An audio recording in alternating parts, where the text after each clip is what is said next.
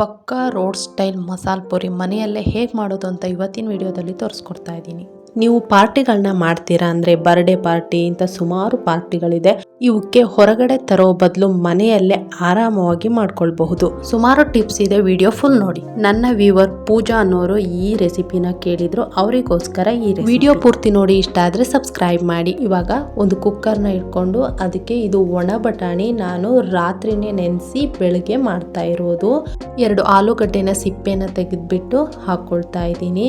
1 ಚಮಚ ಉಪ್ಪನ್ನ ಹಾಕೊಳ್ತಾ ಇದ್ದೀನಿ. ಒಂದು 6 ವಿಷಲ್ ಹೊಡ್ಸ್ಕೊಂಡ್ರೆ ಸಾಕಾಗತ್ತೆ. ಇವಾಗ ಇದು ಪರ್ಫೆಕ್ಟ್ ಆಗಿ ರೆಡಿ ಆಗಿದೆ. ಇದರಲ್ಲಿ ಸ್ವಲ್ಪ ತೆಗೆದಿಟ್ಕೊಂಡು ಉಳಿದಿದ್ನ ಸ್ಮ್ಯಾಶ್ ಮಾಡ್ಕೊಳ್ಳಿ. ಯಾಕೆ ಅಂತ ಮುಂದೆ ಹೇಳ್ತೀನಿ. ಇವಾಗ ನಾವು ಒಂದು ಬಾಣಲೆನ ಇಟ್ಕೊಂಡು ಅದಕ್ಕೆ 4 ರಿಂದ 5 ಚಮಚ ಎಣ್ಣೆಯನ್ನ ಹಾಕೊಳ್ತಾ ಇದ್ದೀನಿ. ಅದಕ್ಕೆ 2 ಚಮಚ ಕೊತ್ತಂಬರಿ ಕಾಳು, 2 ಚಮಚ ಜೀರಿಗೆ, 4 ಪೀಸ್ ಚಕ್ಕೆ, 2 ಪಲಾವ್ ಎಲೆ, 10 ರಿಂದ 15 ಕಾಳು ಮೆಣಸು, 1 ಚಮಚ ಕಲ್ ಹೂವು, 1 ಸ್ಟಾರ್ ಹೂವು, 2 ಲವಂಗ, ಇವನ್ನೆಲ್ಲ ಎಣ್ಣೆಗೆ ಹಾಕೊಳ್ತಾ ಇದ್ದೀವಿ.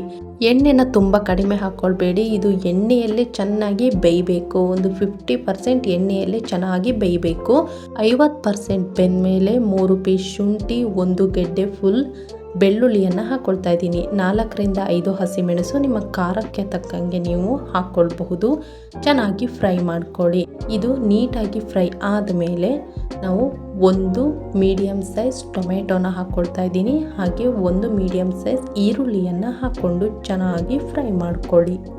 ಚೆನ್ನಾಗಿ ಫ್ರೈ ಆದಮೇಲೆ ಇದಕ್ಕೆ ಅರ್ಧ ಮುಷ್ಟಿಯಷ್ಟು ಕೊತ್ತಂಬರಿ ಸೊಪ್ಪು, ಹಾಗೆ ಅರ್ಧ ಮುಷ್ಟಿಯಷ್ಟು ಪುದೀನ ಸೊಪ್ಪನ್ನ ಹಾಕ್ಕೊಳ್ತಾ ಇದ್ದೀನಿ. ಹಾಕ್ಕೊಂಡು ಚೆನ್ನಾಗಿ ಫ್ರೈ ಮಾಡ್ಕೊಳ್ಳಿ.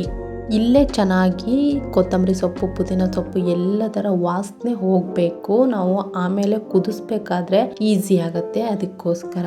ಇವಾಗ ಒಂದು ಅರ್ಧ ಚಮಚ ಅರಿಶಿಣವನ್ನು ಹಾಕ್ಕೊಳ್ತಾ ಇದ್ದೀನಿ. ಹಾಕ್ಕೊಂಡು ಚೆನ್ನಾಗಿ ಫ್ರೈ ಮಾಡ್ಕೊಳ್ಳಿ. ನೋಡಿ, ನಾನು ಬಟಾಣಿಯನ್ನು ತೆಗೆದಿಟ್ಕೊಂಡು ಉಳಿದಿದ್ದನ್ನ ಸ್ಮ್ಯಾಶ್ ಮಾಡ್ಕೊಳ್ಳಿ ಅಂತ ಹೇಳಿದೆ. ಯಾಕೆ ಅಂತ ಇವಾಗ ಹೇಳ್ತೀನಿ.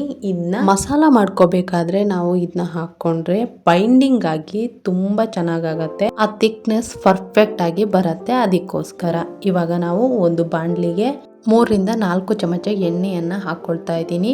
1 ಚಮಚ ಕಸ್ತೂರಿ ಮೆಂತೆಯನ್ನು ಹಾಕ್ಕೊಳ್ತಾ ಇದ್ದೀನಿ. ನೋಡಿ, ನೀಟಾಗಿ ಫ್ರೈ ಮಾಡ್ಕೊಳ್ಳಿ. ಹಾಗೆ ಒಂದು ಅರ್ಧ ಚಮಚ ಖಾರದ ಪುಡಿಯನ್ನು ಹಾಕ್ಕೊಳ್ತಾ ಇದ್ದೀನಿ. ಕಲರ್ ಸೂಪರ್ ಆಗಿ ಬರುತ್ತೆ, ಅದಕ್ಕೋಸ್ಕರ.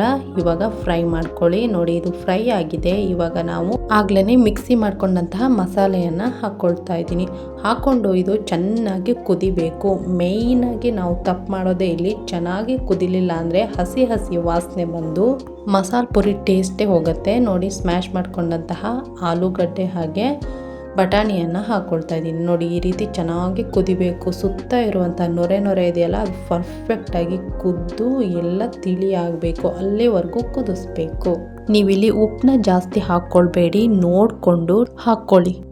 ನಾನಿಲ್ಲಿ ರೆಡಿಮೇಡ್ ಪೂರಿಯನ್ನು ತೊಗೊಂಡಿದ್ದೀನಿ. ನಿಮಗೇನಾದರೂ ಪೂರಿ ರೆಸಿಪಿ ಬೇಕಂದರೆ ಕಮೆಂಟ್ ಬಾಕ್ಸ್ನಲ್ಲಿ ತಿಳಿಸಿ. ನಾನು ಹೇಗೆ ಮಾಡೋದು ಅಂತ ನಿಮಗೆ ಆ ರೆಸಿಪಿನ ತೋರಿಸ್ಕೊಡ್ತೀನಿ. ಟೇಸ್ಟ್ ಏನು ಚೇಂಜ್ ಆಗಲ್ಲ. ಎಣ್ಣೆನ ಚೆನ್ನಾಗಿ ಕಾಯಿಸ್ಬಿಟ್ಟು ಪೂರಿನ ಹಾಕ್ಕೊಂಡ್ರೆ ಮುಗ್ದೆ ಹೋಗುತ್ತೆ. ತುಂಬ ಈಸಿಯಾಗಿ ಪೂರಿನ ನಾವು ಮಾಡ್ಕೊಳ್ಬಹುದು ರೆಡಿಮೇಡ್ ಪೂರಿಯಲ್ಲಿ.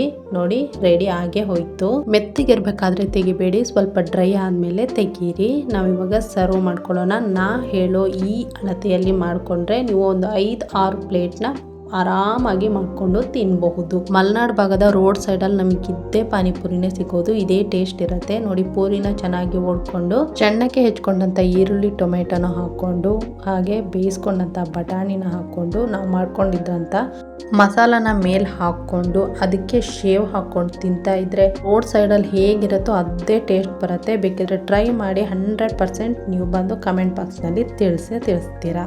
ನೀವು ವಿಡಿಯೋನ ಫುಲ್ ನೋಡಿದ್ರಿ ಅಂದರೆ ಪರ್ಫೆಕ್ಟಾಗಿ ಮಸಾಲ ಪುರಿ ಬರುತ್ತೆ, ಇಲ್ಲ ಅಂದರೆ ಬರಲ್ಲ. ವಿಡಿಯೋನ ಇಲ್ಲಿ ತನಕ ನೋಡಿರೋರಿಗೆಲ್ಲ ತುಂಬಾ ಧನ್ಯವಾದಗಳು. ಇಲ್ಲಿ ತನಕ ನೋಡಿದ್ದೀರಾ ಅಂದರೆ ನಿಮಗೆ ಇಂಟ್ರೆಸ್ಟ್ ಇದೆ ಅಂತಲೇ ಅರ್ಥ. ಹೀಗೆ ಮಲೆನಾಡು ಭಾಗದ ಅಡುಗೆಗಳಿಗೆ ಸಪೋರ್ಟ್ ಮಾಡ್ತಾಯಿರಿ. Thank you.